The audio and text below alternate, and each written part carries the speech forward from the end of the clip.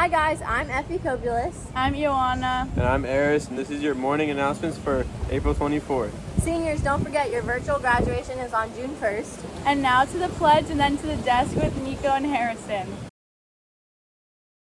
Please stand for the pledge. I pledge allegiance to the flag of the United States of America and to the republic for which it stands, one nation under God, indivisible, with liberty and justice for all. Please be seated. Obi Trice, real name, no gimmicks. Two trailer park girls go round the outside, round the outside, round the outside. Two trailer park girls go round the outside, round the outside, round the outside. Guess who's back? Back again. Shady's back. Tell a friend. Guess who's back? Guess who's back? Guess who's back? Guess who's back? Guess who's back? Guess who's back? Guess who's back? Good morning, Spanish River. Happy Friday. My name is Harrison. My name is Nico. We hope all of you are doing well. We thank you for joining us on WSRH Digital. No matter where you be watching or listening, we are live here. And let's get to the announcements. Nico, start us off. All right, we have some special birthday shout-outs today. Ethan Brewer, we hope you had a happy 16th birthday yesterday. Happy 15th birthday to Caleb Johnson today. And then happy birthday shout-out to our very own WSRH reporter, Jenna Rothberg. Enjoy happy 17th birthday tomorrow. Now on to Harrison. Big happy birthday to all of you. Seniors that ordered a sweatshirt in the second order. The sweatshirts are ready. We will let you know as soon as we have a plan in place for getting you the sweatshirt you ordered. If you have questions, you can contact Mrs. Meyer at tammy.meyer@palmbeachschools.org. Now back to Nico. All right, seniors, if you have not filled out your senior survey, do it now. In order to be part of the virtual graduation and get your transcripts, the guidance department needs information from you. Back to Harrison. Didn't pre-order your 2020 Tiburon yearbook? I already ordered mine. Her rumor on the street is it looks unbelievable. Well, do not worry. Yearbooks are back on sale at www.yearbookordercenter.com. This is the only guaranteed way to get a copy of the yearbook. So log on and get yours today. It's going to be great. And order your yearbook. That's all the announcements we have for today. And if you've been keeping up with the last few weeks, we are doing our check-in interviews. Today, 2 more interviews coming. First up, baseball player, a friend of the show, fisherman. Everyone knows him. Nico? Tommy DeCandia. And then after that, in prime time, we're going to have AP Human Geography teacher, voice of the Spanish River football, and spring break trip activist, Mr. Kevin Turner. Great interviews coming today. Let's get to them. We now welcome on AP Human Geography teacher, Mr. Turner. Mr. Turner, how are you today? Doing really well, Harrison. Thank you guys for having me on. It's good to see you and Nico. Hopefully you guys are all healthy and your families are doing well. Yep, we're doing a good job with all that. Nico, you got that first question? Yeah, okay, so Mr. Turner, explain how global geography has been impacted by the coronavirus and how long can we expect to see the effects of it? Okay, so that's a great question. You almost sound like an AP Human Geography teacher. Fun fact, if you've taken AP Human Geography, you know that we actually do contact tracing, and we do an experiment where we show the spread of disease across time and space, which of course, almost all Americans now know Dr. Fauci, and they've heard this word epidemiology, and everything is geography and geography is everything. So if you haven't taken AP Human and you're fascinated by coronavirus, you need to take this class. But essentially, everything about disease is it's traveling across time and space. So I think, geography has become very, very cognizant in people's minds now.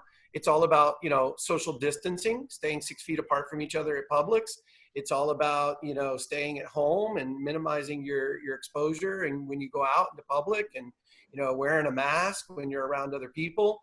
So essentially, when you talk about coronavirus and you talk about pandemic and you talk about, the current events of what's going on in our country, you're talking all about geography. It's 100% everything about my class is. So it's kind of cool. Yeah, I know. I remember from Yeah. taking human geography, whatever, 3-4 years ago, epidemic and pandemic were some of the first vocabulary words we learned in the chapter. So it just Yeah. proves how important that is to the whole geography landscape. Absolutely. And hopefully everybody's washing their hands and everybody's practicing the social distancing and staying safe and keeping their families healthy. Yeah, of course. And as we've been out of school for probably about like 5 weeks now, and Governor DeSantis said just last week that we won't be returning to school. Correct. To make an educated geography guess of what maybe the Palm Beach County, maybe state of Florida, what it's going to look like in terms of an educational standpoint, really when people are going back to school. Well, yeah, so that's a great question too, Harrison. I don't see, obviously we're not going back in this spring term here.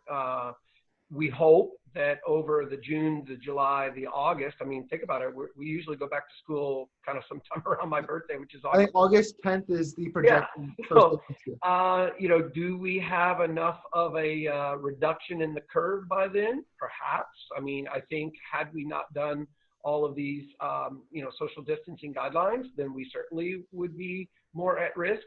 I think a lot determines, how do the big urban areas that have been hit the hardest, like New York, like Chicago, to some degree. You think about Florida. Florida is really Miami-Dade, Broward, Palm Beach. That's the majority of the cases. Anybody that knows the population distribution of Florida, hello, that's geography again.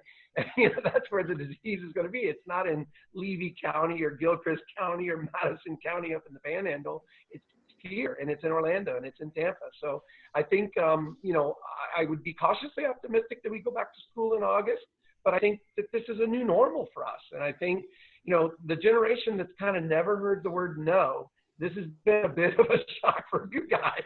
No graduation, no senior prom, no grad bash, and it sucks. But at the same time, I think that maybe as Americans and as humans, we are a little more concerned about the environment, a little more concerned about each other, a little more concerned about how fair the economy is for everybody, because I think a lot of that is what's going on. And that's a really interesting way to put it. I never even thought about that. About really a lot of people who have never heard no before have just wiped out something that no one could have expected. Remember, Harrison, that's my children too. Everyone is affected by this. And so you're also, as many know, the high school football announcer. Is that going to be able to affect athletics also into next year? Harrison, you spent 4 years in the booth with me every Friday night, and I never thought that you would stoop to this level to prevent anybody else from getting up there and announcing football games with me. But, you know how much, you've been there with me on Friday nights. You know how much I enjoy that.